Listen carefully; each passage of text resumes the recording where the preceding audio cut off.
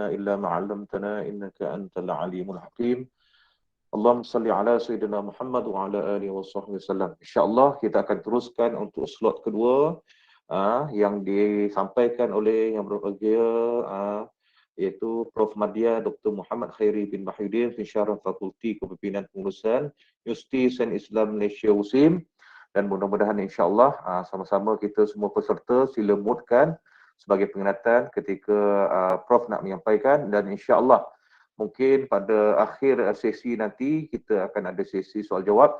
Dan untuk makluman kepada peserta semua, bolehlah kalau nak tulis di chat pun boleh, ataupun lebih nak kepada Prof untuk tanya terus pun lebih dialu-alukan kepada semua peserta insyaAllah. Jadi tanpa melengahkan masa, saya serahkan kepada Prof Madya Dr. Muhammad Khairi bin Mahyudin untuk menyampaikan slot yang kedua insyaAllah. Tafadhal masykurah. A'udzubillahi minasyaitonirrajim. Bismillahirrahmanirrahim. Assalamualaikum warahmatullahi wabarakatuh. Alhamdulillahil alamin allazi hadana li hadza wa ma kunna linahtadiya laula an hadana Allah. Allahumma shalli wa sallim ala sayyidina Muhammad wa ala alihi wa sahbihi ajmain. Allahumma aftah alaina futuhal arifin bihikmatika wa anshur alaina min fadlika ya Rabbal. Baik, terima kasih kepada pengacara khusus pada pagi ini, Ustaz Nur Hisham, Ustaz Hafizam, dan yang bahagia pengarah kampus Ilim Jelebu, Al-Fadhil Ustaz Norawi bin Endut, pegawai-pegawai Ilim Jelebu dan para peserta yang dikasihi sekalian. Pada pagi ini kita akan membahas isu tasawuf, yang mana saya melihat tajuk ini penting untuk mencerahkan keaslian ilmu tasawuf dan sumber-sumber yang digunakan oleh tasawuf yang pernah dikaitkan dengan agama-agama lain. Jadi pada pagi ini kita bincang sikit dengan bahasa yang mudah. Mudah-mudahan menjadi manfaat untuk kita faham keunikan dan keaslian ilmu tasawuf ini. Baik, tentang sebelum ini kalau kita baca banyak buku-buku, saya pun tak banyak baca buku-buku daripada orientalis. Saya banyak baca buku-buku yang dikarang oleh ulama Islam. Tetapi meninjau juga mengenai pendapat-pendapat yang mengatakan bahawa ilmu tasawuf ini dan juga amalannya berasal daripada agama Kristian. Terutama daripada konsep zuhud dia. Konsep zuhud, konsep monasticism ataupun ascetism. Jadi di sini pada pandangan saya lah, tasawuf tidak berasal dan dipengaruhi oleh agama Kristian. Kerana apa? Kerana tasawuf ini memang daripada Quran dan Sunnah. Seperti yang saya sebutkan tadi, amalan taubat telah dilakukan oleh Nabi Adam AS. Jadi dalam taubat itu ada anasir tauhid, ada anasir syariatnya, ada anasir akhlaknya. Jadi tak betul lah kalau kita nak mengatakan bahawa tasawuf ini berasal daripada agama Kristian. Sama dari segi istilahnya dan juga dari segi amalannya. Jadi tertolaklah. Kerana apa? Kerana jelas daripada Quran ini menunjukkan bahawa amalan satu daripada Islam, cuma dari segi istilahnya itu wujud selepas daripada selepas daripada era Nabi Muhammad, daripada pasca selepas daripada pada kurun kedua dan ketiga, dan disusun secara sistematik oleh ulama-ulama selepas itu. Jadi konsep zuhud dan konsep monasticism dalam Kristian ni, dia lebih kepada ibadat rutin dan meninggalkan hal ehwal dunia. Dia tak sama dengan konsep zuhur dan fakir dalam amalan tasawuf. Tak sama. Kalau kita tengok konsep zuhud dia, konsep kerahiban dia tu, kalau yang lelaki tu tak boleh kahwin. Kalau yang perempuan pun tak boleh kahwin. Okay? Dan mereka hanya beribadat saja. Tetapi dalam Islam, konsep zuhud dan juga fakir ini mempunyai pengertian yang luas yang tak sama dengan agama Kristian. Konsep zuhud dan fakir adalah amalan yang terletak di dalam hati. Tak semestinya kita katakan seorang tu zuhud dengan pakaian yang compang-camping, Tetapi dia katakan zuhud itu lebih kepada amalan yang duduk di hati. Walaupun dia seorang yang kaya, tapi kita katakan dia zuhud sebab apa? Sebab kekayaan itu tidak berada di dalam hati, tapi berada di luar hati. Orang yang kaya dikatakan zuhud juga apabila dia memandang segala apa yang dia dapat itu, segi harta kekayaan, pangkat dan sebagainya, adalah datang daripada Allah Subhanahu Wa Taala. Dan semua itu dan semua itu pemberian itu adalah untuk digunakan bagi melaksanakan perintah agama. Jadi konsep zuhud dan ibadat dalam Islam tidak meninggalkan hal ehwal keduniaan secara mutlak. Menjadikan dunia ini sebagai jabatan ke akhirat dan menguruskannya mengikut syariat Islam bagi membantu melaksanakan tanggungjawab dan segala perintah agama berteraskan tauhid. Jadi di sini kita kena bezakan. Jadi tak sama dengan definisi yang dibawa oleh Kristian dan agama Islam. Hatta istilah fakir sendiri pun, fakir bukanlah maksud fakir itu tak ada duit. Bukanlah fakir itu miskin. Yang dimaksudkan dengan fakir itulah fakir hati kepada Allah Ta'ala. Hati ini sentiasa pandang, ingat Allah Subhanahu Wa Taala. Walaupun seorang itu ada jawatan besar, ada kekayaan, dan sebagainya, tetapi dia masih lagi dikatakan fakir daripada aspek hati dia sentiasa memandang Allah Ta'ala dan ingat bahawa apa yang dia dapat itu hanya sebagai satu amanah untuk digunakan bagi melaksanakan perintah agama. Jadi di situ sebab itu ada beza. Islam mana, jadi kalau kita belajar tasawuf pun, kalau kita belajar zuhud dan sebagainya, kita akan menjadi orang yang proaktif, bukan menjadi orang yang pasif. Sebab zuhud dalam Islam, seperti yang dibincang dalam ilmu tasawuf, lebih kepada amalan hati, di mana melihat semua kekayaan, pangkat dan sebagainya itu adalah amanah yang diberikan oleh Allah Ta'ala untuk kita laksanakan. Jadi dia tak duduk dalam hati. Yang duduk dalam hati adalah pemberi nikmat, yakni Allah Subhanahu Wa Ta'ala. Next.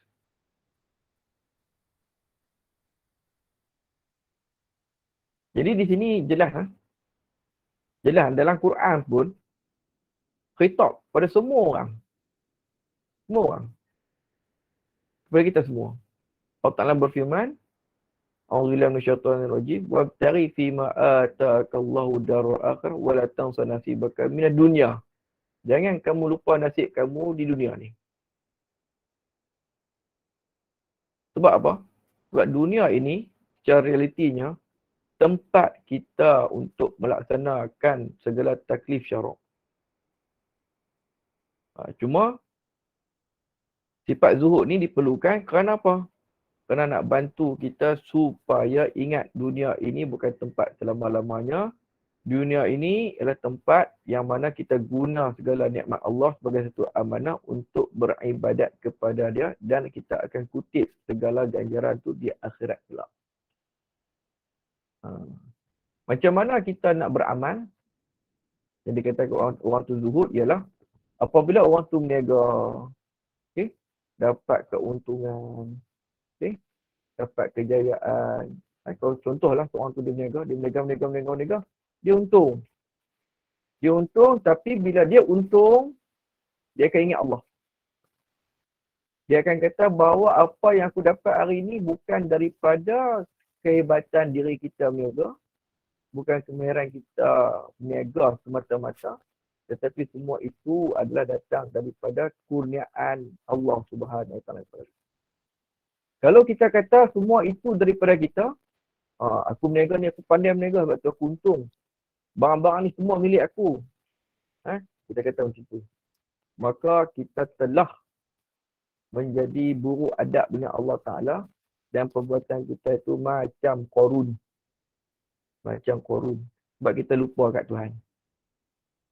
Allah Ta'ala rakamkan perbuatan Qarun ni dalam Quran selepas Qarun ni jadi kaya. Qarun ni diminta untuk menginfakkan harta dia kepada jalan Allah. Dia tak mau. Dia kata apa? Dia kata, qala innama utitu ala ilmin indi. Aku dapat kekayaan ni semua berdasarkan kepada ilmu aku. Berdasarkan kepada kemahiran aku. Sebab tu dia jadi kedekut. Dia tidak ada zuhud. Sebab apa? Dia tak pandang Allah, dia pandang pada diri dia. Dia pandang bahawa semua apa yang dia dapat itu sudah berada dalam hati dia. Dan dia memandang bahawa dialah yang dapat mengkayakan diri dia, bukan daripada Allah Subhanahu Wa Taala. Ini adalah sunnah Qarun. Buruk adab daripada Allah Subhanahu Wa Taala. Kira dia tak zuhud lah. Tetapi kita tengok sunnah yang dibawa oleh para Nabi. Nabi Sulaiman AS, dia adalah orang yang zuhud. Walaupun baginda telah dikurniakan kekayaan, dapat menguasai kerajaan, dapat bercakap dengan binatang, dapat mentadbir jin, syaitan dan manusia. Tetapi apa yang disebut ketika mana melihat kejayaan salah satu daripada pembesar dia dapat membawa singgasana Ratu Balqis dalam sekelip mata saja. Dia melihat semua itu bukan daripada kekuatan dan kemampuan dia, tapi daripada apa? Daripada Allah SWT. Apa dia kata? Apa yang disebut oleh Nabi Sulaiman? Apabila sampainya singgasana itu di depan mata dia, dia kata apa? Qala hadza min fadli rabbi liyabluwani ashkur aw akfur. Wa man syakara fa inna ma yashkuru nafsi wa man kafara fa inna rabbi ghaniyyun karim. Di sini tengok sunnah zuhudnya para nabi, iaitu Nabi Sulaiman. Dia kata apa? Walaupun dia kaya, dia kata apa? Dia kata, walaupun dia kaya, dia ada kerajaan, dia kata apa? Hadza min fadli rabbi, ini adalah semua daripada kurniaan Tuhanku untuk menguji aku sama ada aku nak syukur. Syukur ni maksud apa? Nak patuh tak pada perintah Tuhan, au akfur, ataupun kita kufur. Kufur ni ialah kita tinggalkan perintah Tuhan. Wa man syakara, barang siapa yang bersyukur. Macam mana nak bersyukur? Laksana perintah Allah, tinggalkan apa yang dia larang, itulah dikatakan sebagai syukur. Maka kebaikan itu akan pulang kepada diri kita. Wa man kafara, barang siapa yang tak mau buat begitu, sesungguhnya Allah Ta'ala itu maha kaya lagi maha mulia. Allah Ta'ala tak berkendak pun kepada ibadat kita. Tetapi apa yang kita buat itu, dia punya faedahnya balik kepada diri kita. Sebab tu Allah Ta'ala sebut, فَإِنَّمَا يَشْكُرُ لِنَفْسِهِ. Nabi-Nabi pun dia zuhud. Dia tak pandang. Dia tak pandang apa yang dia dapat tu daripada diri dia, tapi dia pandang kepada Khaliq, pencipta dia. Jadi itulah dikatakan zuhud. Dikatakan zuhud itu ialah kita memandang segala nikmat ini datang daripada Allah dan kita tak kasih pun pada nikmat itu. Jika dia hilang pun kita tak sedih. Jika kita dapat pun kita tak gembira sangat. Tetapi kita gunakan segala nikmat itu sebagai satu amanah yang diberikan kepada kita untuk kita laksanakan perintah Allah. Dan zuhud ini telah pun disebut di dalam Al-Quran dengan jelas, likaila ta'sau ala ma fatakum wa la tafrahu bima atakum wallahu la yuhibbu kulla mukhtalin fakhur. Allah Ta'ala kata dalam Quran, agar kamu tidak bersedih hati terhadap apa yang luput daripada kamu, dan jangan pula kamu terlalu gembira terhadap apa yang diberikannya kepada kamu. Jangan kita kata, ini semua datang daripada kekuatan diriku. Kemudian ataupun kalau benda tu hilang daripada kita hilang harta kita hilang sesuatu yang kita sayang, kita tak memiliki lagi pangkat-pangkat dan sebagainya, kita sedih. Dan kemudian kita jangan pula menyalahkan Allah SWT, tapi salahkanlah diri kita sendiri. Sebab itu adab kita dengan Allah SWT. Jadi tak sama konsep zuhud fakir di dalam Islam, tak sama dengan apa yang diamalkan oleh pihak agama Kristian, tak sama. Jadi sebab itu saya katakan tadi bahawa konsep zuhud ni tidak ada kena-mengena dengan amalan daripada agama Kristian. Semuanya diambil daripada ajaran Islam dan diambil daripada sumber yang jelas, iaitu daripada Al-Quran dan Sunnah. Cumanya kita perlu memahaminya dengan cara yang betul, yang tepat, supaya kita berimbang kehidupan kita di dunia dan di akhirat. Ini penting. Kita umat Islam, kita kena jadi orang yang maju. Kita jangan salah faham tentang dunia ini. Dunia ni, okay, next. Kita nak urai lagi. Next.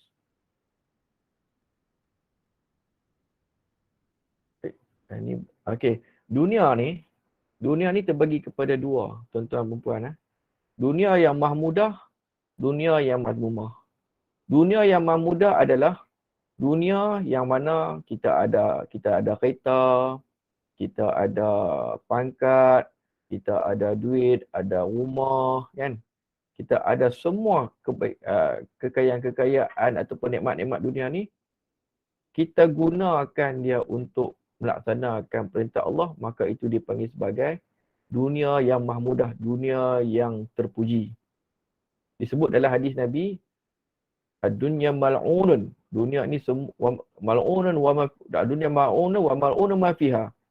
Dunia ni dilaknat, dan dilaknat juga apa yang ada dalamnya tu, melainkan digunakan untuk zikrullah. Maka tak salah lah. Kalau kita ada rumah besar pun kita duduk dengan penuh kesyukuran, kita semayang, kita melaksanakan majlis-majlis yang diridai oleh Allah Ta'ala, maka termasuk dalam dunia yang mahmudah. Kita pakai pula yang elok-elok, kita pakai baju yang elok-elok, yang bersih. Walaupun dia mahal, itu tanda kita untuk mempamerkan nikmat Tuhan kepada kita dan kita bersyukur dengan nikmat Tuhan. Tak salah kita nak pakai baju mahal, baju yang elok-elok, sebagai tanda kesyukuran kita kepada Allah Subhanahu Wa Taala, dan kita nak guna baju tu untuk nak beribadat kepada Allah.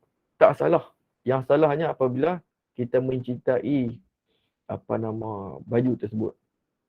Kita tak boleh cinta baju tersebut, tapi kita kena pandang baju tersebut sebagai satu kurniaan Allah kepada kita, dan kita kena gunakan dia untuk ibadat kepada Allah. Itu yang dituntut. Kemudian dunia yang mazmumah, dunia yang dikeji ialah apa yang ada pada kita melalaikan kita daripada melaksanakan perintah agama dan kita lupa pada Allah. Maka jadilah dunia itu mazmumah, yang tercela. Kalau kita ada, sebab tu kita kena faham konteks tu. Jadi kalau kita orang yang ada harta dan sebagainya, kalau ada lebih pun tidak ada masalah, kita boleh gunakan untuk melaksanakan perintah Allah seperti wakaf, seperti sedekah dan sebagainya kepada orang-orang yang diperlukan, yang memerlukan pertolongan. Tak salah. Yang salahnya adalah attitude diri kita. Cara kita menguruskan nikmat yang Allah Ta'ala bagi kepada kita. Itu yang kita kena faham. Allah dalam tasawuf tidak menahan kita daripada menjadi kaya. Tidak menahan kita dan menjadi orang yang berjaya dan banyak harta. Tetapi hendaklah kita memahami hak-hak harta tersebut untuk digunakan mengikut syariat yang Allah Ta'ala perintahkan. Boleh faham kan? Okey, yang tu. Jadi pendek kata, zuhud itu bukanlah kita ni dalam keadaan yang serba dhaif, pakai compang-camping, itu kata zuhud. Tak. Dan zuhud juga tidaklah dipamerkan dengan makan makanan yang tidak berzat, makanan yang buruk-buruk tak. Kalau kita makan makanan yang baik-baik, yang bersih, yang halal, yang thayyibah, yang sedap-sedap, itu pun dipanggil zuhud jika kita melihat apa yang kita makan itu adalah datang daripada Allah Ta'ala dan kita niat kita makan untuk kuatkan diri kita ibadat, maka itulah yang dikatakan zuhud yang sebenar. Sebab makanan tu tidak ada di hati, tapi ada kepada persepsi yang kita lihat bahawa makanan itu adalah pemberian Allah Ta'ala, yang kita pandang adalah Allah pemberi nikmat kepada kita. Itu yang dikatakan sebagai zuhud. Jadi zuhud ni kita kena pandang Allah pemberi nikmat kepada kita. Bukan semua nikmat itu datang daripada kekuatan diri kita. Itu kita kena faham. Kemudian pengaruh daripada agama Hindu dan Buddha. Okay, Hindu dan Buddha. Jadi saya ambil contoh sikitlah penggunaan tasbih dan zikir. Ada juga kajian-kajian mengatakan kita memakai biji tasbih ni ikut Hindu dan Buddha. Mereka juga ada biji tasbih, duk baca mantra. Jadi tidak. Okay. Walaupun nampak ada persamaannya itu, tapi tak sama. Dan kita tak pernah ambil pun daripada Hindu dan Buddha mengenai penggunaan tasbih. Sebab dalam sumber Islam, cara menggunakan tasbih itu dah jelas. Persamaan tak semestinya kita ada pengaruh. Kalau kita nak tengok banyak persamaan, ada juga. Hindu dan Buddha pun berpuasa. Kita pun berpuasa. Adakah kita nak kata puasa kita ambil daripada Hindu dan Buddha? Tak. Dalam Quran dah sebut dah puasa tu disuruh oleh Allah Ta'ala, bukan ambil daripada agama-agama yang lain. Walaupun agama-agama sebelum ni berpuasa, tetapi cara berpuasa itu berbeza dengan berpuasa daripada agama-agama yang lain. Di antara contoh yang lain ialah Kita makan sahur tu membezakan antara puasa umat Islam yang puasa ahli kitab. Jadi kita tak boleh nampak sama sikit kita kata kita ambil daripada agama ni lah. Tak. Kita kena tengok simbol Islam dulu. Jadi saya punya pandangan dari segi penggunaan tasbih dan zikir ni, tasawuf tidak ada pengaruh agama Hindu dan Buddha dalam penggunaan tasbih dan zikir. Memang tidak ada. Kalau kita tengok dalam simbol Islam, penggunaan batu-batu kecil biji-biji kurma oleh isteri Nabi dan juga para sahabat seperti Abu Hurairah, Sa'ad bin Abi Waqqas, Sa'id Al-Khudri, dan dibenarkan oleh Nabi perbuatan mereka itu untuk mengira, untuk kira tasbih, untuk kira bilangan zikir mereka pada Allah Ta'ala. Bahkan dalam ilmu hadis pun ada musalsal dipanggil munawalah subhah, penggunaan tasbih ni yang diamalkan oleh guru-guru besar kita, iaitu daripada Junaid Al-Baghdadi. Junaid Al-Baghdadi tengok guru dia kat tangan dia tu guna tasbih untuk zikir pada Allah Ta'ala. Dia tengok guru dia Siri As-Saqati, di tangan tu ada tasbih duk berzikir. Kemudian Ma'ruf Al-Qarfi. Kemudian Ma'ruf Al-Qarfi tengok pula guru dia Bishr Al-Hafi. Harith Al-Hafi duk berzikir guna tasbih. Kemudian dia tengok guru dia Umar Al-Makki Al-Harisi. Guna Al-Harisi pun guna dia punya tasbih. Kemudian tengok kepada guru dia Hasan Al-Basri, merupakan tabi'in yang sempat jumpa dengan para sahabat, iaitu berjumpa dengan Sayyidina Ali radhiyallahu anhu atau karamallahu wajhah. Kemudian Umar Al-Makki tanya kepada Hasan Al-Basri, "Ya ustazi, ma'a'azami sya'nika wa husni ibadatika wa anta ilal an ma'a subhah." Faqala hadha syai'un kunna ista'malnahu fil bidayat ma kunna lanatrukuhu fin nihayat. In ana uhibbu an azkurallaha biqalbi wa lisani wa yadi. Tengok di sini. Sumber yang kita ambil juga daripada sumber hadis musalsal.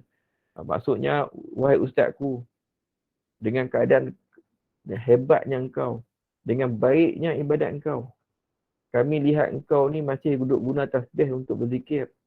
Kamu dah hebat dah. Patutnya tak perlulah guna biji tasbih untuk berzikir. Apa kata Hasan Basri? Qala hadza syai'un kunna. Ini adalah sesuatu yang kami dulu gunakan ketika mana kami mula-mula belajar untuk ingat pada Allah Ta'ala. Masa mula-mula nak belajar ingat Allah Ta'ala, nak bersihkan hati ni, kami guna biji tasbih ni lah. Sebab apa kami nak tinggalkan pula bila kami dah hadir hati kami kepada Allah Ta'ala, ibadat kami dah sempurna, takkan kami nak tinggal kot. Jadi dia kata kami takkan tinggal penggunaan tasbih ni walaupun kami sudah pun mencapai kesempurnaan dalam ibadat. Kenapa? Kerana aku suka untuk ingat pada Allah Ta'ala dengan hatiku, dengan hati kita ni, dengan mulut kita dan juga tangan kita. Tangan kita pun bila gerak pun dia pun nak berzikir juga. Jadi kesimpulannya, tiada pengaruh daripada agama Hindu dan Buddha dalam amalan tasbih dan zikir di dalam ilmu tasawuf. Memang tak ada. Dan orang kata apa? Konten zikir pun tak sama dengan Hindu dan Buddha sebab kita mentauhidkan Allah Ta'ala, membesarkan, mengagungkan Allah Subhanahu Wa Ta'ala. Baik.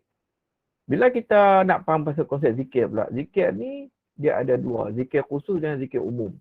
Zikir khusus ni seperti la ilaha illallah, subhanallah, alhamdulillah, la haula wala quwwata illa billah. Termasuk juga baca Quran sebagai zikir dan termasuk juga bersolawat pada Nabi SAW juga sebagai zikir. Dan cara nak berzikir ni ada dua. Ni secara luasnya ialah zikir dengan lisan. Kita guna subhanallah, subhanallah, subhanallah, subhanallah. Dan ada pula dengan hati. Dengan hati ni ialah dalam hati tu dia berdetik kalimah Allah, Allah, Allah, Allah. Dia ingat di dalam hati dengan tanpa suara di dalam hati. Ada orang fikir pula, zikir Allah mana boleh, Nabi tak buat. Kita kena faham. Kita tak faham dengan cara tepat. Kita kata Nabi tak buat. Sedangkan Allah Ta'ala sebut dalam Quran, wazkurullaha katsira. Zikirlah Allah.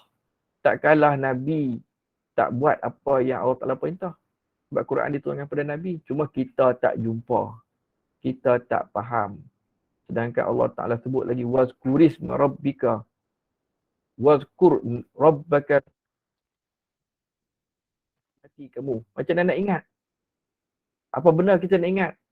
Apa kaifiatnya kita nak ingat? Kena tanya ulama lah. Mereka yang boleh bagi jawapan kalau kita tak jumpa. Ni bila kita tak jumpa, kita hujah Nabi tak buat, Nabi tak buat. Hak Nabi buat pun, orang tu pun tak tentu lagi boleh buat tak buat. Orang kata Nabi tak buat. Kamu tu dah buat dah ke apa yang Nabi buat? Semayangkah tahajud 12 rakaat?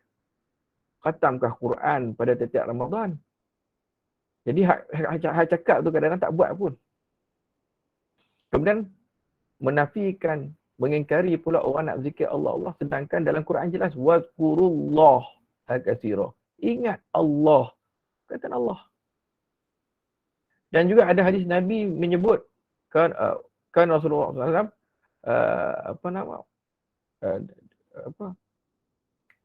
ingat pada Allah Ta'ala setiap masa. Saya tak ingat inni azkurullah. Saya tak ingat dia punya hadis tu. Inni uhibbu an azkurullah ala tuhrin. Nabi ni suka untuk ingat pada Allah Ta'ala dalam keadaan yang bersih. Maksudnya walaupun sebut Allah di situ, Nabi sebagai satu petanda bahawa nak mengingat Allah Ta'ala ni jalan yang sangat luas. Kita tak boleh hujah kata Nabi tak buat. Mungkin hujah kita tak tepat sebab kita tak memahami daripada Quran tu sendiri khitab kepada Allah Ta'ala daripada Nabi SAW. Wazkurullah. Dan benda ni kena mengaji lah. Dan kena tanya pada guru-guru. Boleh kita nak berzikir. Banyak zikir-zikir yang Nabi sebutkan, cuma kena ada perhalusan untuk kita faham dengan betul-betul. Jadi tak salah kalau kita nak zikir Allah. Sebab wazkur rabbaka fi nafsi, nak zikir apa? Apakah nama Tuhan kamu? Allah. Jadi di situlah yang kita tak faham. Sedangkan kalau kita baca ayat wala in sa'altum man khalaqas samawati wal arda yaqulunna Allah. Wala in sa'altum man khalaqas samawati wal arda, tanya orang-orang musyrikin tu, siapakah yang mencipta langit dan bumi? Dia akan jawab, pencipta adalah Allah. Tapi bila sebut wazkur rabbaka, siapakah Tuhan kamu? Wazkur rabbaka fi nafsik, ingatlah Tuhan kamu dalam hati kamu. Tentulah pencipta kita adalah yang bernama yang bernama Allah. Jadi di sini banyak orang dia tak faham dalam konsep. Jadi kena tanya orang tasawuf, mereka memahami hakikat cara nak berzikir dalam hati itu, dan cara nak berzikir dan nama Allah Ta'ala yang nak dizikirkan itu mereka memahami. Sebab tu mereka beramal dan kemudian berkembang dan disusun dan didokumen dalam kitab-kitab ulama. Cuma orang sekarang ni dia mengaji tak banyak, nak petikai saja. Dia kata Nabi tak buat.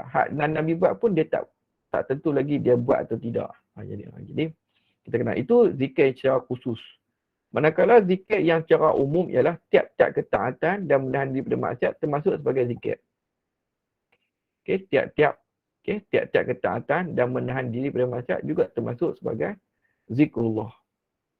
Walaupun kita tak pegang tasbih untuk zikir pada Allah Ta'ala, tapi apa yang kita buat, kita tolong mak bapak kita sebagai seorang anak, sebagai zikir juga. Kita duduk kat customer service, kita tolong orang untuk selesaikan masalah kat pejabat, termasuk sebagai zikrullah. Kita buat minit mesyuarat, okey, sebagai satu amanah pada kita, itu kau taat, termasuk sebagai zikrullah. Okey, kemudian menahan diri pada maksiat, maksudnya kita bekerja pula sebagai contoh, kita balik awal tak beritahu. Kalau kita balik ikut time dia, termasuk sebagai zikrullah.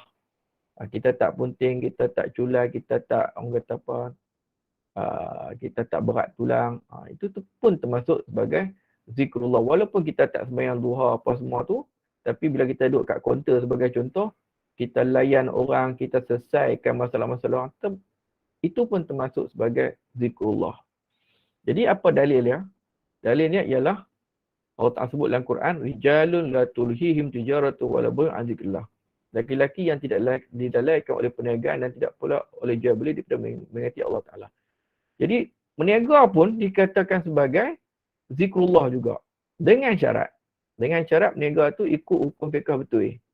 Jual buah yang betul, buah yang tak rosak sebagai contoh. Timbang-timbang yang betul, harga-harga yang betul. Kalau semua tu betul, dia juga termasuk sebagai zikrullah. Jadi kita kena faham. Jadi kalau orang yang bertani, orang yang berniaga ni sebenarnya diberi contoh berniaga ni sebab berniaga ni sangat susah, sangat sibuk. Tetapi dia menjadi zikir yang sangat besar apabila dia berniaga mengikut hukum syariat dan dia tak tinggal kewajipan-kewajipan yang lain, maka jadilah amalan perdagangan dia itu daripada mula sampai akhir sebagai zikrullah. Termasuk juga zikrullah itu kita hantar anak pergi sekolah pun termasuk sebagai zikrullah. Kita tolong isteri pergi pasar, beli ikan, beli sayur pun termasuk sebagai zikrullah. Seorang suami tolong isteri memasak dan sebagainya pun termasuk sebagai zikrullah. Suami bagi nafkah kat isteri pun termasuk sebagai zikrullah juga. Jadi jangan tengok zikrullah tu dalam bentuk yang terhad, dalam bentuk yang sempit. Jadi di sini saya nak fahamkan bahawa kalau kita sebagai contohlah sebagai seorang suami, kita bagi nafkah kat isteri, bagi duit, jaga elok-elok, tak menyakiti dia, termasuk sebagai zikrullah juga. Tapi kalau kita duk pegang tasbih, nafkah tak bagi, tak ini juga. Tak capai. Maksudnya tak hasil zikir tu. Zikir ialah, tujuan zikir itu ialah nak bagi kita dapat laksana kewajipan seperti yang dituntut oleh Allah Ta'ala. Barulah itulah hasil zikir. Kalau pegang tasbih, nafkah tak beri dan sebagainya, maka zikir tadi masih belum mencapai hasil yang sebenar yang dituntut dalam ilmu tasawuf. Kalau dia berzikir, hasilnya dia dapat bagi nafkah dan sebagainya, itulah zikir yang sebenar. Kalau zikir tapi tak bagi nafkah, itu zikir dia belum sempurna lagi. Belum mencapai hasil dia lagi. Itulah tujuan zikir. Nak bagi hati lembut. Hati terkerah. Sebab tu bila hati keras tak mau laksanakan perintah Tuhan, jadi ilmu tasawuf, ilmu ataupun dalam ilmu tarekat, melihat ubat dia tidak lain dan tidak bukan ialah memperbanyakkan zikir. Jadi jangan kita, jadi pendek kata di sini saya nak ceritanya, maksud zikir tu sangat luas. Kita bekerja pun sebagai zikir. Suri rumah pun, duduk di rumah, jaga harta suami, jaga rumah suami elok-elok, jaga hak-hak suami, jaga marah suami pun termasuk sebagai zikrullah juga, walaupun dia tak pegang masjid tasbih. Ini kita kena faham ni. Sebab jangan duk ingat zikrullah tu duk pegang masjid tasbih sejadah je, tak. Zikrullah ni sangat luas. Dan tujuan kita zikir la ilaha illallah dan sebagainya lain itu untuk memberi hasil kita melaksanakan perintah Allah yang diwajibkan kepada kita. Okay, next. Jadi orang kata apa, kesimpulannya amalan tadi bukan diambil daripada agama Hindu dan Buddha. Semuanya diambil daripada Al-Quran dan Sunnah dan juga amalan para salaf soleh. Pengaruh daripada Parsi. Tasawuf tidak pengaruh tamadun dan pemikiran Parsi. Kesemuanya adalah berasal daripada Quran dan Sunnah. Kita kena ingat, ilmu ni dia berkembang. Dia akan berkembang kepada siapa sahaja yang ambil dia. Ilmu Islam ni, dia berkembang dan bila orang tu ambil, kembangkan dia, orang tu jadi mulia. Sama ada orang tu Parsi ke, Melayu ke, Cina ke, India ke, orang putih ke, kalau dia dah ambil ilmu tu dan dia beriman pula, maka dia mendapat kemuliaan. Baik, bila disebut tentang Parsi, tentang satu teori yang mengatakan bahawa tasawuf diambil daripada tamadun daripada Parsi, kerana apa? Kerana banyak ulama-ulama Parsi yang mengajar, mengembangkan ajaran tasawuf. Sebenarnya orang-orang Parsi ni, mereka mengembangkannya itu berdasarkan kepada Al-Quran dan Sunnah. Bukan berdasarkan kepada tamadun jahiliah dan pemikiran berhala pada ketika itu. No. Orang Parsi, mereka kembangkan, orang Parsi yang beragama Islam, mereka kembangkan berdasarkan daripada Al-Quran dan Sunnah. Dia bukan ambil daripada tamadun syirik, bukan. Dia bukan juga ambil daripada pemikiran-pemikiran syirik, bukan. Semuanya diambil, diolah daripada Al-Quran dan Sunnah. Bahkan orang Parsi ni disebut kelebihan dia oleh Nabi SAW. Disebut sebab mereka ni satu bangsa yang sangat baik, yang sangat cintakan Allah dan Rasul. Sebab itu disebut dalam satu hadis Nabi, terutama yang berkaitan dengan orang Parsi ni, disebutlah, saya baca mafhum dia saja. Mafhum satu hadis ni daripada Abu Hurairah, sedang kami duduk bersama Nabi SAW, lalu turun kepada baginda surah Al-Jum'ah, ayat dan juga telah mengutuskan Nabi Muhammad kepada orang-orang yang lain daripada mereka yang masih belum datang lagi dan tetap akan datang menghubungi mereka. Jadi aku berkata, siapakah mereka wahai Rasulullah? Nabi SAW tidak menjawab sehingga ditanya sebanyak 3 kali. Di sini kami ada Salman Al-Farisi dan Nabi meletakkan tangan baginda ke atas badan Salman sambil berkata, sekiranya iman itu berada di bintang suraya, maka akan dicapai oleh lelaki daripada golongan ini. Maksudnya apa-apa kejayaan pun orang-orang Parsi ni sangat gigih untuk mencapainya. Salman Farisi ni kalau dia nak jumpa Nabi, dia dah dengar dah kedatangan Nabi Muhammad ni, dia sanggup daripada tanah Parsi tu, dia cari Nabi sampai jumpa di Mekah. Okay? Di Mekah, di tanah Arab. Sampai jumpa di tanah Arab. Sanggup bermusafir daripada tempat yang jauh, mata-mata nak jumpa dan nak beriman dengan Nabi akhir zaman. Itulah orang Parsi. Kalau dia nak apa-apa, dia akan usaha bersungguh-sungguh.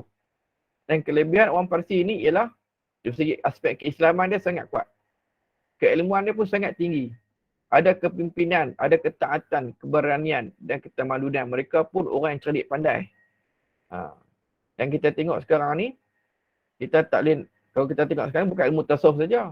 Ilmu-ilmu lain pun seperti ilmu hadis, Imam Bukhari, Imam Ghazali, Abdul Khalid Al-Khusdawani, dalam bidang tasawuf, Muhammad Bahauddin An-Naqsyabandi dalam bidang tasawuf. Bahkan dalam bidang ilmu-ilmu yang lain semua dikembangkan oleh orang Parsi. Kesemuanya itu untuk mendukung saranan daripada Al-Quran dan Sunnah mengenai ketinggian ilmu pengetahuan. Dan ilmu ni pula dia tidak ada batas. Nabi sebut al-hikmatu dhalatul mu'min fahaisu wajada fahuwa ahqqu biha. Ilmu ni adalah pembendaraan mukmin yang hilang.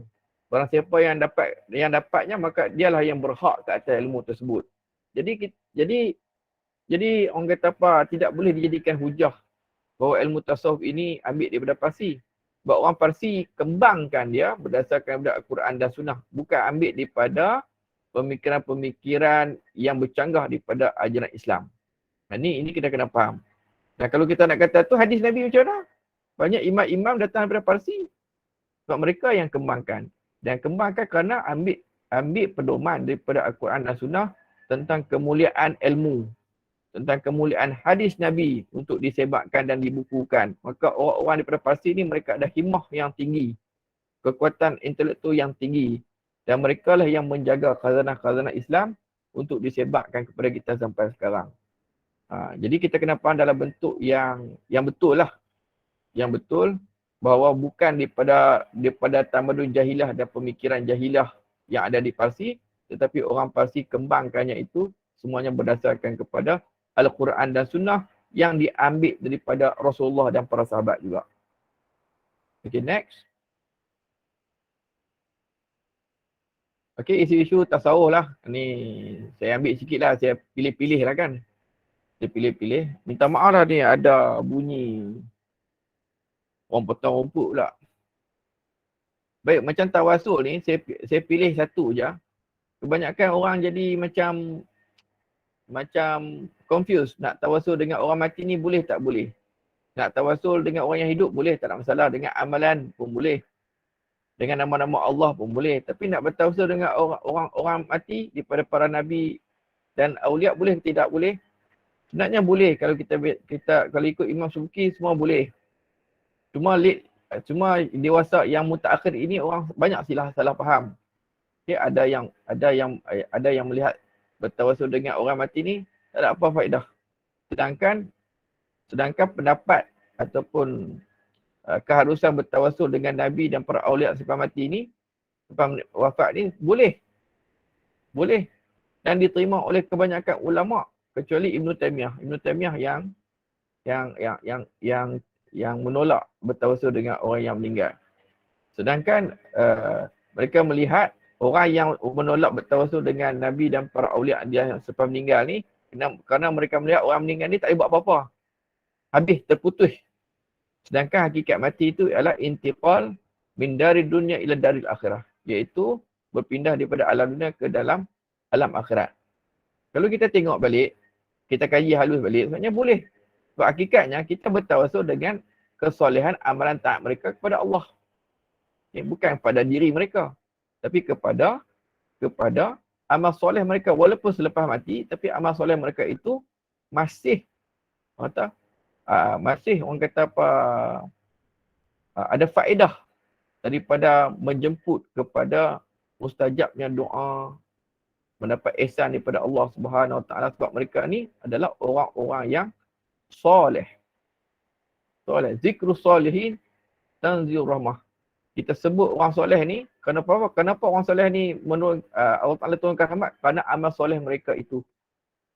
Kerana bukan diri orang soleh tu, tapi oleh kerana amalan soleh yang mereka kerjakan. Jadi di sini kalau ikut kitab Mafahim, Mafahim oleh Syekh Muhammad Alawi Al-Maliki, ini khilaf syakli saja. Khilaf syakli saja. Jadi khilaf di antara orang yang terima dan tolak ni, orang yang menerima, dia kata boleh berdasarkan nas, dan juga jika diperhaluskan juga, termasuk juga kita bertawasul dengan amal soleh mereka walaupun mereka telah meninggal dunia. Benarnya ada nas dia, ada huraian dia oleh ulama-ulama dan tidak salah, tak ada masalah. Dan kita menghadiahkan pahala Fatihah dan sebagainya kepada Nabi dan para awliya pun tidak ada masalah. Kerana perkara tersebut dikira sebagai bentuk tawasul juga. Mudah-mudahan Allah SWT menerima doa kita, amalan kita dengan berkat daripada kesolehan amal soleh, syafaat Nabi kita Muhammad SAW dan juga amal soleh para awliya kita. Kemudian Rabitah. Rabitah yang diamalkan oleh setengah daripada institusi tarekat. Rabitah ni kita kena faham. Rabitah ni adalah ikatan hati. Ikatan hati kita dengan guru yang mentarbiah kita untuk ingat pada Allah Ta'ala. Di Rabitah ni terbahagi kepada dua. Rabitah Mahmudah. Rabitah yang dipuji. Iaitu yang membantu dan melaksanakan perintah agama. Dalam Quran sebut warabatna ala qulubihim. Di sini dikatakan kami teguhkan hati mereka itu. Teguhkan. Jadi kita jadi ada himmah yang tinggi untuk kita laksanakan perintah agama apabila kita ingat perintah guru kita, formula guru kita untuk kita laksanakan perintah Allah dengan hati yang sungguh-sungguh. Kemudian pula Rabitah ni termasuk sebagai wasilah. Dan tuntutan mencari wasilah pun disebut dalam Quran. A'udzubillahi minasyaitonirrajim. Ya ayyuhallazina amanu wabtaghu ilaihi wasilah. Carilah jalan yang boleh menyampaikan, mendekatkan diri kita kepada Allah Subhanahu Wa Taala. Macam mana? Melalui kita ikut tarbiyah daripada guru yang memimpin kita. Kita nak pakai seluar pun mak bapak kita tunjuk. Kita nak masak pun mak kita tolong tunjuk. Kita belajar kereta pun ada guru. Baru sempurna. Jadi macam begitu juga dengan jalan ibadat. Kita kena ada guru yang memimpin. Guru itulah wasilah. Wasilah. Kita ikat hati kita dengan guru kita untuk kita bertambah yakin dalam melaksanakan ibadat kepada Allah Ta'ala. Dan hadis yang lain menyebut ayu julasa'una khair qala man zakarakumullahu yatuh wa zada fi ilmukum mantiqu wa zakarakumullah wa zakarakum bil akhir amalu. Jadi guru ni dia ikat kita untuk kita ingat pada Allah Ta'ala. Okey, lagi kita jawab lah. Ni Cik Zaki. Lagi sikit nak habis dah sekejap lagi. Lagi saya buka apa nama perbincangan nanti untuk soalan. Jadi siapakah sebaik-baik manusia? Dalam pertemuan ini Rasulullah sebut orang yang mengingatkan kamu kepada Allah dengan melihatnya, menambahkan ilmu daripada percakapannya dan amalannya mengingatkan kamu kepada akhirat. Manakala rabitah yang mazmumah ialah ikatan hati yang membantu dalam buat maksiat. Jadi ada nak tanya Cik Zaki. Bolehlah, boleh bagi Ustaz Fizam, boleh Okey. bagi ruang untuk beliau bertanya. Silakan. Okey, Cik Zaki. InsyaAllah boleh tanya kepada Prof. InsyaAllah, kita silakan.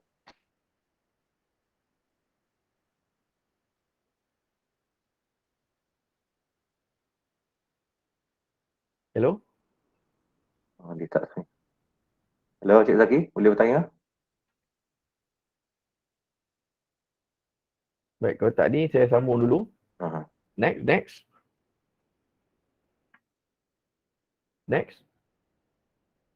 Yaqadhah. Orang duk bincang tentang Yaqadhah ni. Okey. Yaqadhah ni dia perkara khilaf lah. Perkara khilaf. Saya pun sebenarnya tak berani nak cakap, tapi saya ambil juga poin-poin penting ni supaya isu-isu ni dapat dipahami. Dan saya pun ingin juga menegur juga golongan asatizah yang selalu menggunakan konsep-konsep berjumpa Nabi, duk cerita fadilat-fadilat, masuk masjid, fadilat-fadilat pondok itu, pondok ini. Sepatutnya guna saja ayat Quran. Rujuk saja ayat Quran. Rujuk saja hadis-hadis Nabi yang menceritakan tentang kelebihan-kelebihan menuntut ilmu, berbanding kita duk buat satu naratif tentang Yaqadhah ni. Jadi dia akan menimbulkan banyak persoalan dan kekeliruan. Jadi Yaqadhah ni secara umumnya benda ni khilaf oleh ulama dari segi penafsiran hadis Nabi, iaitu fasayarani yaqadhatan. Okey, Yaqadhah ni adalah pengalaman kerohanian melihat Nabi SAW secara sedar.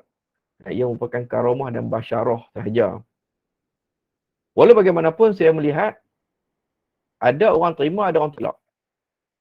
Ada ulama terima dan ada ulama tolak. Tetapi saya melihat ada titik pertemuan di antara golongan orang yang menerima Yaqadhah dan menolak berlakunya Yaqadhah. Okay, ada titik pertemuan di situ. Ada persepakatan di situ. Di antara orang yang terima dan yang tolak. Yang pertama, tiada penambahan baru dalam syariat daripada aspek usul akidah, amalia dan perkara halal dan haram yang telah jelas disepakati. Ini jelas. Orang yang terima pun kata tidak ada penambahan, orang yang menolak pun kata memang tidak ada penambahan. Yang kedua, tidak menjadi sahabat Nabi atau mencapai darjat dan kemuliaan seperti sahabat Nabi SAW. Jika ditakdirkan seseorang itu disebabkan oleh ketakwaannya, kesolehannya, kebersihan hatinya itu, jika takdir kita berlaku, maka orang itu pun tidak dikatakan sebagai sahabat dan juga tidak mencapai pun apa-apa darjat kemuliaan seperti sahabat Nabi SAW. Dua-dua pun setuju. Dua-dua yang terima pun setuju kata macam tu, yang menolak pun setuju kata macam tu. Ini berdasarkan saya punya conclusion lah lepas saya baca. Boleh berlaku tipu daya juga. Boleh berlaku tipu daya syaitan dan jin kepada diri individu yang mendakwa melihat. Bukan kepada yang dilihat tu.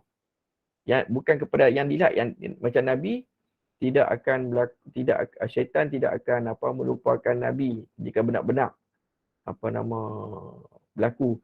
Tetapi kepada diri yang mendakwa melihat, kemungkinan dia juga ditipu. Ditipu oleh jin dan syaitan. Boleh berlaku. Maka isu-isu ni perlu dirujuk dan mendapat penjelasan daripada para ulama solehin. Kita kena ingat juga isu Yaqadhah ni bukan benda yang tak ada salah silap. Dia akan ada salah silap juga. Boleh berlaku tipu daya syaitan dan jin, terutama pada diri individu tu. Diri individu tu. Kemungkinan dia ditipu. Dia ditipu oleh jin dan syaitan yang merupa sesuatu yang merupa dan mendakwa sehingga kita mengatakan, "Oh, aku Yaqadhah." Sedangkan yang dia tengok tu adalah jin ataupun syaitan yang ingin menyesatkan dia. Jadi perkara ni perlu dirujuk kepada ulama untuk menghuraikan, menjelaskan hakikat sebenar pengalaman yang individu tersebut hadapi. Ini penting lah. Saya ambil jalan yang tengah supaya kita tidak bermudah-mudahan juga dan kita tidak ketatkan sangat dan kita ambil jalan pertengahan supaya orang faham ada guideline dalam isu-isu ni. Jangan bermudah-mudah tak hidup mimpi pula kata berlaku kiamat dan sebagainya. Semua duk guna mimpi, duk guna isu-isu Yaqadhah ni. Ini boleh merosakkan ajaran Islam tu sendiri. Jika tidak dikawal dengan baik. Baik, yang berikutnya, segala hukum syariat mestilah dirujuk kepada sumber Quran, hadis, ijma' dan qiyas dan lain-lain sumber seperti yang digunakan oleh imam empat mazhab. Ada istihsannya, ada mausul musalahnya. Semua kena timbang dengan Al-Quran dan hadis yang saya sebutkan tadi dan lain-lain tadi. Jadi tidak boleh jadikan hujah. Okay. Kemudian hasil daripada Yaquzah tidak menjadi hujah dalam hukum syariat. Tak boleh jadi hujah. Okay. Dua-dua setuju. Golongan yang terima pun setuju. Golongan yang menolak pun setuju. Dan kemudian perkara khilaf dan furuk. Perkara ni khilaf dan furuk. Kenapa ulama menghuraikan riwayat pasal Yaquzatan itu berdasarkan kepada maklumat dan riwayat-riwayat daripada orang-orang soleh yang pernah berlaku Yaquzah kepada mereka, kepada Nabi SAW secara kerohanian.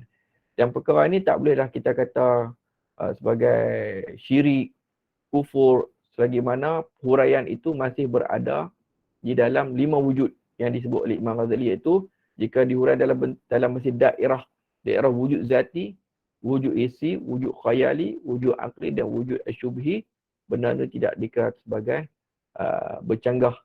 Cuma berdasarkan kepada maklumat-maklumat dan juga penemuan-penemuan yang terbaru oleh para ulama dengan merujuk kepada cerita-cerita orang-orang soleh yang terdahulu yang dipercayai mengenai pengalaman mereka tentang Yaquzah. Sehingga ulama seperti Imam As-Suyuti sebagai contoh mengarang kitab yang terkenal kita Tanwirul Halaq fi jawazi ru'yatin Nabi wal Malak. Okay, untuk menjawab persoalan-persoalan dan kekeliruan yang berlaku di dalam isu Yaquzah. Dan juga buku-buku yang lainlah oleh Abdul Qadir Al-Maghizili dan sebagainya. Next. Kemudian hubungan syariat, tarekat, hakikat dan makrifat. Hubungan syariat, tarekat, hakikat, makrifat ni ramai orang keliru. Dia kata syariat lain, tarekat lain, hakikat lain, makrifat lain. Sebenarnya syariat, tarekat, hakikat dan makrifat ni pada realiti adalah satu. Dia tidak terpisah. Dari segi maksud, kandungan dan tujuan bagi menghuraikan intipati syariah daripada segi aspek suruhan dan tegahan. Perbezaan yang berlaku hanya segi bahasa, lafaz dan sebutan dan istilah saja yang merupakan jalan untuk menguraikan kandungan ajaran syariah dan agama Islam bagi memudahkan umat Islam memahaminya dengan cara yang mudah, tersusun dan jelas.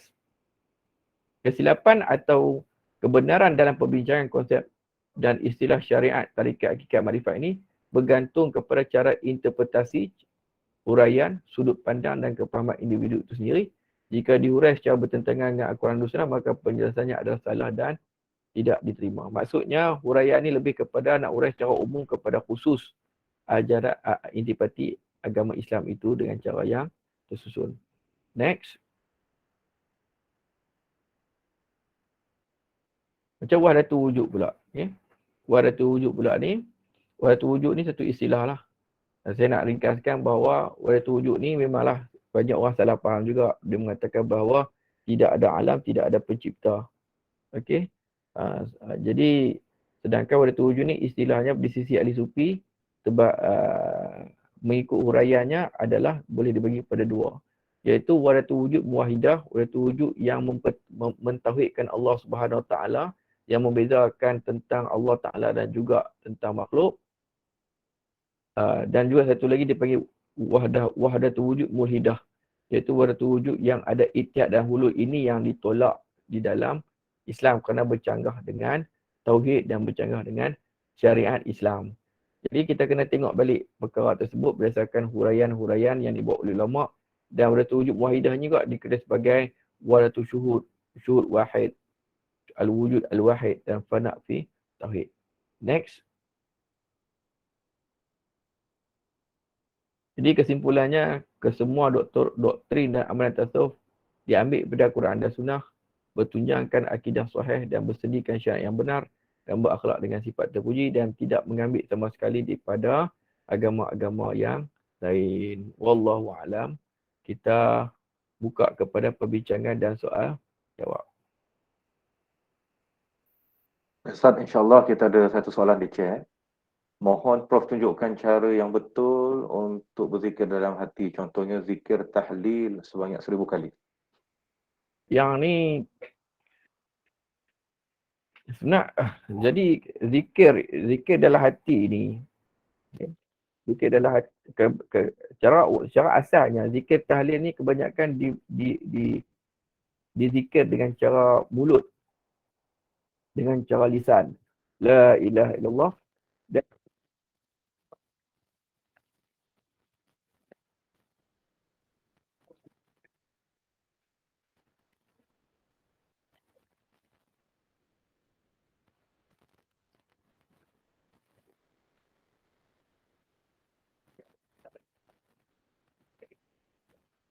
Prof, tak dengar Prof hello? Okey, Prof. Okay. Ulang balik Prof, tak dengar dah. Baik. Bagaimana nak zikir la ilaha illallah tu dengan hati kita Islam? Dia kaedah dah begini. Kan zikir la ilaha illallah tu. Prof, boleh jelaskan balik Prof? Tak berapa dengar Okey. Okay, ingat tak? Okey, Prof. Okey. Berzikir la ilaha illallah ni sebenarnya zikir dipanggil zikir tahlil. Nak zikir berapa kali pun tak apalah. Sebenarnya dia zikir dengan lidah kita. Iaitu dengan kita menyebut la ilaha illallah. Dan bagaimana kita nak berzikirlah hati pula, iaitu dengan memahami maksudnya. Memahami maksudnya serentak dengan kita sebut la ilaha illallah tu, kita faham di dalam hati tiada yang disembah, tiada yang wujud yang sebenar, tiada maksud melainkan Allah SWT, dan Allah Taala itu pula al-istighna an kulli ma siwah. Kaya dan tidak berhajat pun pada apa-apa makhluk dari segi nak ibadat dan sebagainya. Jadi Allah Taala qaim bi nafsih. Qaim bi nafsih. Jadi bila kita berzikir tu ialah supaya mengukuhkan di dalam hati kita itu kepahaman tauhid bahawa Allah Taala itu tidak berhajat pada mana-mana makhluk. Allah Taala itu Maha Kaya.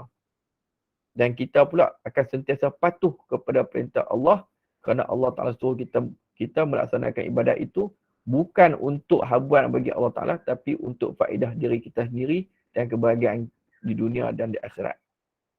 Boleh faham maksud saya? Jadi bila kita sebut la ilaha illallah tu, kita kena fahamlah maksudnya di dalam hati. Bila kita ulang banyak kali, itulah akan mengukuhkan iman kita dalam hati bahawa Allah Taala tu yang pertama wujud, laisa kamitslihi syai' dan bersifat ghina. Tak perlu pun pada makhluk. Okay, tetapi Allah Ta'ala ciptakan makhluk ni bagi syariat untuk kebaikan makhluk itu sendiri, dan kita berzikir itu adalah untuk memperkukuhkan hati kita kepada kewujudan Allah Subhanahu Wa Ta'ala. Boleh faham tak? Sebab tu dalam hadis sebut jaddidu imanakum biqauli la ilaha illallah.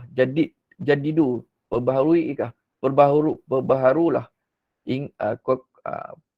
Kemaskanlah iman kamu itu dengan menyebut la ilaha illallah. Bukan sebut saja, tapi kena faham di dalam hati maksud dan connotation yang ada dalam falsafah la ilaha illallah. Boleh faham tak? Kita duk zikir ni kita faham tak? Tu yang maksudnya kita bila kita tak faham tu yang kurang memberi faedah tu. Okay. Next. InsyaAllah kita akan buka kepada peserta untuk nak bertanya. Cik Zaki tadi yang permulaan mungkin boleh bertanya. Silakan. Silakan.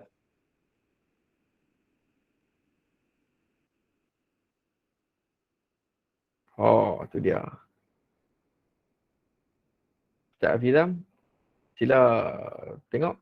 Soalan daripada Kolej Kediaman Darul Quran, Prof. Dalam Prof, macam mana dengan zikir hu Allah tu? Ni yang duduk hangat ni. Duk hangat ni. Okey, perkara ni khilaf di kalangan para ulama. Khilaf di kalangan para ulama sufi terutama para ulama sufi.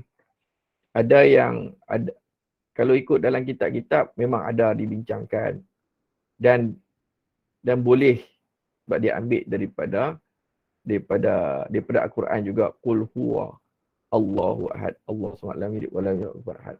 Baik. Cumanya ada juga orang tak setuju. Kalau tak setuju pun saya suka ambil daripada pendapat Syekh Zaki Ibrahim, oleh kerana yang bincang ni ulama-ulama besar, ada yang setuju, ada yang tak setuju. Dia kata apa? Syekh Muhammad Zaki Ibrahim kata apa?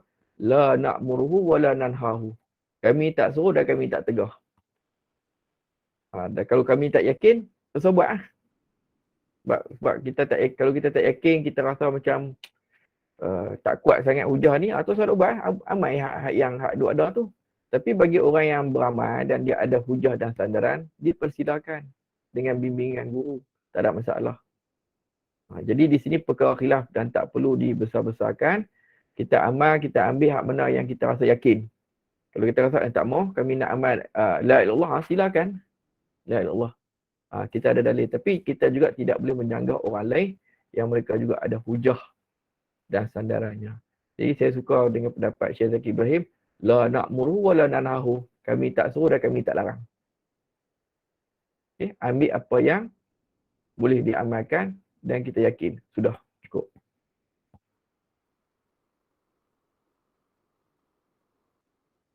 Baik, kita bukakan peserta kepada yang nak bertanya lagi. Silakan. Kolej kediaman Darul Quran ni memang duduk kat Pulau Kubur kan? Mungkin boleh respon daripada Kolej Kediaman Darul Quran. Ustaz? Boleh respon Ustaz untuk Profesor? Okey. Ya. Dari KKB KKB. Oh, alhamdulillah. Darul Quran Jakin Ya. Bagus soalan ni memang bagus. Baik, isu persoalan kita bila dengar benda-benda macam tu kan. Kita tak Ya. pernah. Okey. Kalau yang paling elok sekali kita dahulukan yang maksur lah. La ilaha illallah. Subhanallah. Ramai yang tu. Tapi kalau ada ulama lain buat tu, kita jangan menyanggah pula sebab benda khilaf. Benda khilaf. Kalau boleh kita ambil benda yang maksur dulu. Itu yang baiknya. Baik.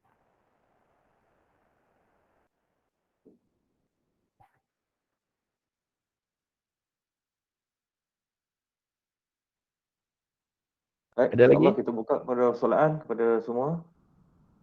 Serta siapa yang ada boleh untuk bertanya dengan Prof. InsyaAllah. Ada 20 minit lagi untuk kita ambil kesempatan. InsyaAllah. Silakan. Silakan.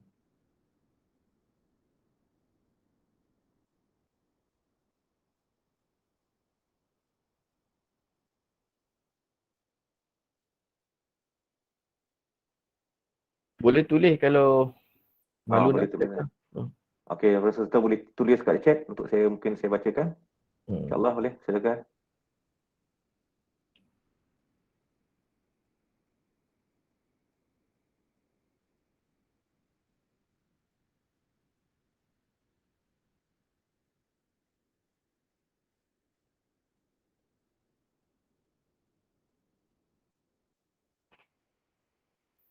Atau ada nak bagi pandangan pun boleh juga. Okay. Silakan. Mungkin ada pandangan ke? Silakan.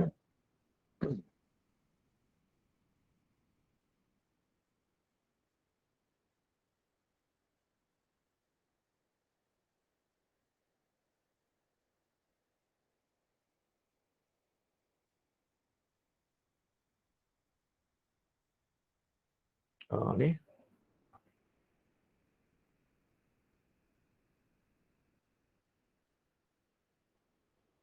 Azman Hashim ada tanya ni. Ya, Prof. Ni ada soalan keluar lah ni. Okey, saya bacakan Prof. Ya. Okey, salam Prof. Saya ada terdengar mengenai seorang ustaz berkaitan kekhusyukan solat ini. Dia menyatakan kalau tak silap bahawa manusia ini tidak akan dapat khusyuk dalam solat selagi mana dia hidup sebab manusia biasa akan terfikirkan hal-hal dunia. Apa pendapat Prof? Terima kasih. Okey, pendapat ni tak tepat lah. Pendapat ni tak tepat sebab Allah Ta'ala sebut perkataan dan memuji orang yang khusyuk di dalam Al-Quran. Dan kemudian pula, ulama bincang mengenai cara mendapat khusyuk. Dan perkara tu bukan mustahil. Benda tu mungkin dan boleh dicapai dengan jalan-jalan yang telah ditunjuk oleh syarak. Di antara jalan yang mungkin ustaz ni tak nampak ialah ayat yang Allah Ta'ala sebut dalam Quran, wallazina jahadu fina lanahdiyannahum subulana. Mujahadah lah. Kena mujahadah. Bila dia mujahadah banyak-banyak, insya-Allah solatnya itu akan menjadi baik dan sempurna dan mencapai tahap yang disebut sebagai al-khashi'in. Dan inilah solat yang dipuji oleh Allah Subhanahu Wa Taala. Jadi kalau dia mengatakan manusia tu bagaimana hidup dan tak mencapai khusyuk tu satu yang tidak tepat. Kerana kalau dia kata begitu, maka apa faedah Tuhan suruh kita sembahyang dengan khusyuk? Sebab apa faedah dia? Sebab sembahyang khusyuk tu boleh dicapai, boleh dilakukan.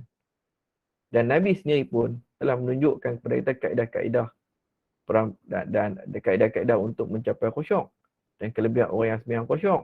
Juga para ulama kupas pula kaedah-kaedah nak mendapat khusyuk ni dengan jalan untuk yang pertama, bila kita sembahyang ni kita kena rasa haibahnya, kita kena rasa mulianya Allah Subhanahu Taala. Jadi tengoklah konsep nak dapat khusyuk ni, amal batin ini terutama daripada kitab Ihya Ulumuddin. Okey, itu saja. Baik, untuk soalan daripada Kolej Kediaman Al-Quran. Dia kata sila sahabat untuk bertanya. Tak ada salah. Ada. Daripada Cik Amin Ali, mohon sedikit penjelasan daripada Prof mengenai syartahat. Yalah, okey, syartahat ini dia satu istilah yang merujuk kepada ungkapan-ungkapan zahir yang nampak macam menyalahi makna dalam syariat. Itu. Jadi saya ambil kesimpulannya, syartahat ni ada dibincangkan oleh ulama dan kemudian pula dia ada maksud dia, dan maqam orang syartahat ni sebenarnya maqam fana dan masih lagi belum sempurna. Jadi kalam-kalam dia tu tidak boleh ambil iktibar dalam hukum. Okey. Kemudian pula ada pendapat lain mengatakan kalam-kalam yang macam ni perlu ditakwil. Perlu ditakwil ni maksudnya tak boleh tengok pada zahirnya semata-mata. Seperti mana kita baca Quran lah. Wa ushribu fi qulubihimul ajr. Dituangkan dalam hati mereka itu seekor anak lembu. Anak lembu boleh ke nak masuk dalam hati kita ni? Tak. Maksudnya di situ ada takdirnya perbincangan itu hubbul ajr, kasih kepada anak lembu. Jadi syartahat ini kita kena tengok kepada syarahan ulama-ulama, kerana yang berlaku, kerana kalam-kalam ulama-ulama tasawuf ni ataupun aulia-aulia yang dalam tasawuf ni sebenarnya perkataan mereka tu halus. Sangat halus dan perlu melihat syarah-syarah daripada tokoh-tokoh ulama dengan cara yang lebih luas, sebab kita tak boleh nak tuduh orang mukmin yang mengucap la ilaha illallah tu sebagai kufur disebabkan oleh perkataan-perkataan yang pada penilaian kita bercanggah, sedangkan dia maksud lain. Dia maksud bukan begitu. Sebab tu Imam Al-Ghazali menyebut seperti yang dinakalkan oleh Syekh Abdul Wahab Syarani, min akbari asab takhti'atu ulama min ghairi itla' ala muradihim wa yahtamiluna ma la yaqtadawnahu. Sebesar-besar dosa ialah kita menyalahkan ulama tanpa kita tengok apa maksud sebenar kata-kata mereka dan juga dan kemudian membawa maksud dengan yang bukan dengan maksud yang mereka redai. Jadi contoh yang mudah lah saya nak contoh, Imam Ghazali sebut disebut yang mudah je, talabul ilm talabul ilmi batalah. Kami ni menuntut ilmu dalam keadaan yang sia-sia. Sia-sia sebab apa? Dulu sebelum belajar tasawuf, tuntut ilmu ni dalam bentuk yang nak kemasyhuran, nak mengalahkan lawan. Tapi bila belajar tasawuf, rupanya kita menuntut ilmu ni hanya semata-mata untuk nak melaksanakan apa yang Allah Ta'ala perintah dengan hati yang ikhlas. Itu ada beza. Jadi kadang-kadang kalam-kalam yang pendek-pendek, yang sikit-sikit tu kita tak boleh baca dengan cara yang simple, yang ringkas. Begitu juga dengan isu yang yang kata itu isu Pak Sumit kah? Yang kata tak perlu tak galak hafal Quran tu. Dia konteks dia berbeza. Tak perlu hafal Quran tu, tengok kepada mad'u tu. Mad'u ni kalau nak buat ibadat, dia ada banyak ragam manusia dalam ibadat. Kalau kita hantar 10 orang anak kita, kalau kita ada 10 orang dalam mahad tahfidz, tak semua 10 orang tu akan hafal Quran. Ada 2-3 orang yang boleh hafal, hak lain tak mampu. Jadi kadang-kadang kata-kata tu merujuk kepada orang yang tak mampu hafal. Bila dia tak mampu hafal, dia baca je lah. Faham tak? Jadi kita jangan tengok sekerat. Jangan faham sekerat. Ni contoh lah, sebab itu ada sikit. Saya tengok dalam viral-viral dan ada juga pertanyaan kepada saya tentang isu ni. Bukan pasal tidak dituntut hafal Quran, sebab diri orang yang baca Quran tu dia tak mampu nak hafal. Bila dia tak mampu nak hafal, eloklah dia membaca. Jika ada orang mampu nak baca Quran, nak hafal Quran, maka hafal lah.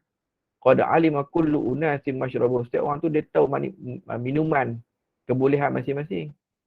Jadi isu syatahat ni dia perlu dilihat kepada penafsiran dan tak perlu tergopoh-gapoh kita menghukum orang itu orang ni sebagai tak betul. Baik, Prof. Okey, terima kasih Prof. InsyaAllah kita ada soalan daripada Cik Zulkafli bin Ali. Adakah dimaafkan dalam berzikir dengan kalimah yang sambung tanpa berhenti secara betul? Macam mana tu saya tak pernah nak faham. Dia punya Cik soalan. Cik Zul boleh respon? Tolong Cik Zul ataupun Ustaz Zul ke? Kepada Prof ni, insyaAllah persoalan tu Prof nak tanya. Soalan tu dia agak umum dan tidak ada contoh apa dia macam zikir yang sambung tanpa berhenti cara betul. Jadi saya menjemput Cik Zul ataupun Ustaz Zul Kafli untuk secara dengan terus soalan ni kepada Prof. Ya. Assalamualaikum Prof. Waalaikumsalam warahmatullahi. Merujuk kepada soalan saya tu, saya sekadar nak tahu lah daripada pandangan Prof lah. Kadang tu kita lihat orang berzikir ni ada yang laju-laju tu Ustaz. Laju-laju bila kita ingat subhanallah tu kan nanti dia tak ada tempat yang berhenti dengan betul lah Ustaz, Prof ya. Tapi adakah setengah pandangan tu kata seolah-olah benda tu dimaafkan dengan kalimah yang bersambung tu tanpa berhenti ikut tajwid yang betul. Jadi minta pandangan Prof lah. Contohnya subhanallahi. Ya, itu maksudnya. Begitu. Sebenarnya benda ni dia tidaklah satu benda yang besar sangat. Ikut kepada, sebab dia punya pun zikir. Tapi kalau Quran, kalau kita niat Quran dia lain lah. Sebab tu kita kena bezakan. Kalau zikir ni tak apa, dia bersifat umum, fleksibel. Tapi kalau kita niat Quran, tu tak boleh lah. Kalau niat Quran, kita kena baca dengan bertajwid. Kena ikut macam tu lah. Jadi orang kata apa, kalau zikir, dia lagi fleksibel. Dia tidak ada masalah. Yang paling penting ialah kita kena faham. Kita kena faham kepada makna dan falsafah wording zikir yang kita buat tu. Sebagai contoh, subhanallah. Kita bukan sebut saja. Kita kena faham maksudnya ialah Maha suci Allah Ta'ala daripada sebarang kekurangan. Maha suci Allah daripada sebarang kesilapan. Maha suci Allah Ta'ala daripada kezaliman. Maha suci Allah Ta'ala daripada nak ibadat-ibadat kita ni. Sebab dia Maha Kaya.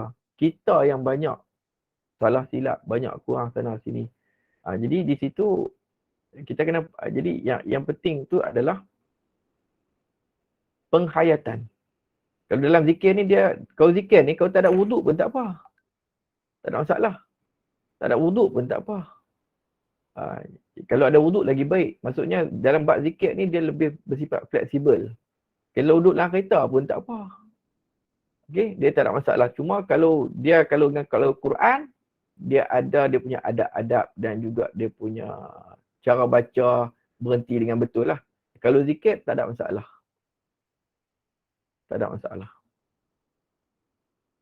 Wallahu a'lam. Terima kasih Prof. Mungkin kita beri laluan kepada Ustazah Rahimah. Silakan. Puan Rahimah. Ada raise hand Ya.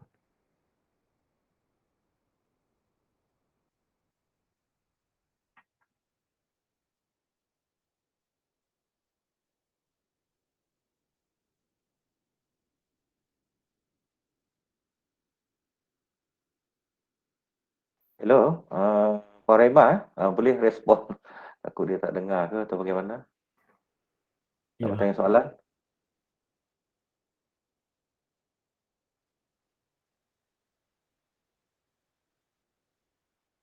Baik Prof, mungkin persoalan balik pada tadi, mungkin kalau andai kata dengan kalimah la ilaha illallah, mungkin berbagai bacaan yang dibaca ada mengatakan panjang dan pendeknya pada kalimah la ilaha illallah tu. Boleh tak Prof cerahkan sedikit? Kerana berbeza-beza juga dengan kalimah la ilaha illallah. Ada menyebut dengan la ilaha illallah dan la ilaha illallah. Sebelum Ya. kita nak respon. Ya, kalau ada setengah kitab tu dia panjangkan la tu. La ilaha illallah, dia panjangkan. Boleh tengok dalam kitab Imam Sanusi. La ilaha illallah. Baik. Saya ambil kesimpulan satu je. Ambil kesimpulan. Saya ambil satu hadis Nabi. Inna syari'ati ja'at ala salasumi wa sittina tariqatan. Ma min ahadin salaka wahidan minha illa najah. Syariat aku ni ada 360 jalan. Barang siapa pilih salah satu daripadanya pun berjaya. Maksudnya, kalau dia berzikir dengan bimbingan guru dan betul-betul ada guru, itu lebih baiklah. Okay, jadi masalah zikir ni dia tak ada masalah sangat. Yang penting kalau diberi bimbingan oleh guru, itu lebih berkesan. Maksudnya nak pendek ke nak panjang pun tak ada masalah. Baik, ada soalan di chat Prof daripada Cik Azman bin Hashim. Salam Prof, boleh bagi pendapat ada ustaz yang selalu ceramah menggunakan perkataan bodoh pada orang yang jahil. Ni Cik Azman, mungkin macam mana Prof? Silakan. Baik. Bila kita nak mengajak ni, kita nak mengajak ataupun nak tegur orang, kita kena ada 4 perkara ikut Imam Al-Ghazali. Okey. Bila kita nak mengajak orang, yang pertama dia panggil at-ta'rif. At-ta'rif ni maksudnya kalaulah orang yang kita ajak ni, mad'u kita ni tak erti, kita kena cerita kat dia, ta'rif. Contohnya kita mengajak bab semayang. Kita tahu tak semayang tu apa? Tak tahu. Okey, baik. Ngaji tak? Tak pernah ngaji. Maka wajib bagi kita ta'rif. Ta'rif ni cerita kat dia, hurai kat dia. Semayang ni begini. Baik. Kalau dia tahu bab semayang tapi dia tak buat, kemudian baru kita pergi kepada menasihati. Okey? Menasihati. Kemudian lepas kita al-wa'zu, kemudian kita, kalau dia ketegak juga, kita akan guna al-kalam al-ghaliz. Kita akan cakap dengan percakapan yang tegas. Tapi sama sekali tak boleh guna perkataan-perkataan yang lucah. Okey? Yang lucah. Kalau bodoh tu, dia tak masuk lucah, tapi dia merendah-rendahkan martabat orang. Dan sungguh-sungguhnya perkataan bodoh tu, al-kalam doa. Kalau kita kata bodoh, jadi bodoh sungguh. Kalau dia tak reti pun, jangan kita cakap bodoh sebab percakapan kita tu doa. Kita kena cakap mudah-mudahan anda boleh faham. InsyaAllah, baik, pandai sungguhlah anak muridku ni. Dia tak boleh juga pandai sungguhlah anak muridku ni. Tapi kalau kita cakap bodoh, kullu kalami doa. Percakapan itu adalah doa. Maka punca pada kita juga. Jadi tak reti tu. So, kita doa macam tu. Dan kemudiannya kita tak boleh juga menegah dengan menggunakan kekerasan. Kita pergi ambil tibai pula sampai patah tangan-tangan. Tak boleh. Jadi kita nak mengajak ni pun semua ada turutan dia. Boleh tengok dalam kitab Ihya Ulumuddin. Sangat cantik. Sangat unik perbincangan dan sangat teratur apa yang dia buat oleh Imam Ghazali, terutama dalam kita nak mengajak anak-anak murid kita ni yang pelbagai bentuk ragam dia. Tapi bagi saya tak patut guna bodoh lah, tak patut. Walaupun tujuan untuk nak menyedarkan, tapi untuk mutaakhir ni, untuk konteks ni kena banyak berdoa berbanding kita menggunakan perkataan-perkataan yang keras. Baik, terima kasih Prof atas perincian tadi. Mungkin soalan terakhir lah. Kita ada 3 minit lagi untuk pada soalan Prof. InsyaAllah. Saya buka lagi kembali. Okey, baik. Silakan. Assalamualaikum warahmatullahi wabarakatuh. Waalaikumsalam. Prof, saya nak tanya, saya ni daripada Sabah. Jadi saya ni macam kira kita ni masih lagi dalam peringkat awal lah, baru memahami atau cuba mengenali tasawuf tu kan. Jadi apa sebenarnya amalan ataupun langkah-langkah pertama untuk kita macam belajar mengikut tingkat itu mengenai tasawuf itu sendiri. Prof. Alhamdulillah. Terima kasih. Baik. Kalau tasawuf ini dia bukan terletak pada kitab semata-mata. Tasawuf ni kalau nak belajar dia tidak terletak pada pembacaan kitab semata-mata. Tapi kalau nak baca kitab, mestilah kitab yang dipandu dan dibimbing oleh guru. Sebab kalau kita belajar tasawuf tanpa guru yang betul, akan menjadi sukar dan salah faham. Kalau kita baca kitab sekalipun, mesti pengertiannya itu, kepahamannya itu ditashihkan, ditahqiqkan oleh guru supaya pemahaman kita tu jadi betul. Kalau kita ada guru, ikhtisarut thariq, dia akan mempermudahkan jalan yang panjang. Sebab mengaji ni jalan dia panjang, tapi kalau kita ada guru, guru ni mudah jelas kepada kita sebab dia faham keadaan kita, dia akan mudahkan perkataan-perkataan yang mudah kita faham dan sebagainya. Jadi untuk nak belajar tasawuf ni, saya punya formula, carilah guru yang boleh olah cerita tunjuk jalan dengan cara yang mudah untuk kita amal sama-sama. Baik, terima kasih atas penjelasan Prof. Dan saya buka soalan lagi jika ada untuk takhir mungkin. InsyaAllah. Ada Prof. Sebelum kita nak Prof. tutup majlisnya. Prof, secara ringkasnya Prof, Ya. macam mana nak mencari guru yang mursyid? Allah Akbar. Allah. Yang ni ni soalan dia nampak macam senang. Tapi soalan cepu mas sungguh ni. Pendapat saya lah, perbanyakkan doa kepada Allah Subhanahu Wa Taala. Perbanyakkan doa kepada Allah Taala, semayanglah istiqarah. Pohon Allah Taala dan semayang hajat. Pohon kepada Allah Taala tunjukkan, mudahkan untuk berjumpa dengan guru-guru yang boleh membimbing kita. Sebab setiap orang ni dia tak sama. Setiap orang ni dia punya guru dan habuan dia tak sama. Jadi satu, doa. Yang keduanya, kita boleh mendengar perkhabaran-perkhabaran daripada orang mengenai tokoh-tokoh A, B, C ni boleh mengajar tasawuf dan sebagainya, dan dia ada authority daripada guru untuk mengajar. Itu pun walaupun kita dah tahu, kita kena semayang juga. Minta Allah Ta'ala perkukuhkan niat kita dan juga memberi hidayat kepada kita untuk kita istiqamah jika kita belajar dengan seseorang itu. Dia benda ni dia sangat-sangat unik dah. Ada setengah orang dia dah jumpa, dia tinggal. Setengah orang guru mursyid dia tu ada kat kampung tapi dia tak belajar pun. Tapi dia belajar dengan guru tu hak jauh-jauh juga. Jadi kadang-kadang dia tak sama nasib dan juga rezeki masing-masing. Apapun terletak kepada yang pertama doa kita pada Allah Ta'ala. Yang keduanya cara kita mencari itu dengan perkhabaran daripada maklumat-maklumat tertentu. Tetapi masih juga perlu untuk kita sembahyang munajat kepada Allah Ta'ala untuk tetapkan hati kita untuk belajar. Wallahualam. Baik, terima kasih Prof atas pencerahan. InsyaAllah kita akan tutup majlis kita ni. Tapi sebelum tu, dimohon kepada semua peserta untuk buka kamera. Kita mohon untuk urus dia akan ambil gambar bersama Prof insyaAllah. Jadi minta semua buka kan, ya. Dengan izin untuk kita ambil gambar. Okey. Saya mohon sekali lagi kepada semua peserta untuk kita bukakan ni, untuk kita bergambar insyaAllah bersama Prof. Bagi tanda-tanda kenangan kita insyaAllah. Okey, baik. Saya kira dah habis. InsyaAllah terima kasih hadirin dan hadirat juga kepada peserta sekalian, dan saya mewakili daripada pengarah kampus dan urus setia daripada unit latihan kampus Jelebu merakamkan ucapan terima kasih kepada para peserta semua program online kursus asas tasawuf, dan juga saya berterima kasih juga kami daripada pihak ILIM kepada penceramah jemputan iaitu Profesor Mudia Dr. Muhammad Khairi kerana sudi hadir untuk bersama-sama kita untuk membicarakan tentang kursus asas tasawuf untuk solat yang kedua, solat yang pertama dan kedua ni pada hari ini insya-Allah.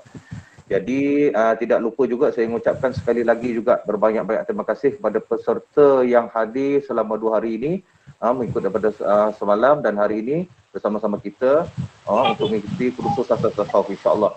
Jadi saya ingin memohon kemaafan sekiranya terdapat sebarang kesilapan sepanjang saya mengendalikan program online kursus asas tasawuf, dan juga saya mengucapkan sekali lagi Prof, terima kasih banyak-banyak dan mohon maaf jika ada kekurangan daripada pihak kami, dan sekiranya ada pertemuan lain insya-Allah kami akan menjemput lagi lah untuk kursus yang akan datang insya-Allah Prof. Terima kasih banyak Prof ya.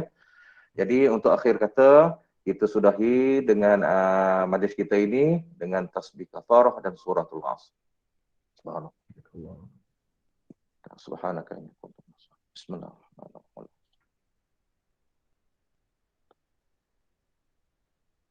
Baik, insya-Allah terima kasih kepada semua peserta. Selamat berpuasa dan mudah-mudahan insya-Allah kita berjumpa pada kursus-kursus yang akan datang. Assalamualaikum warahmatullahi wabarakatuh dan terima kasih. Waalaikumsalam. Terima kasih Ustaz. Baik, sama-sama. Waalaikumsalam. Terima kasih banyak. Alhamdulillah.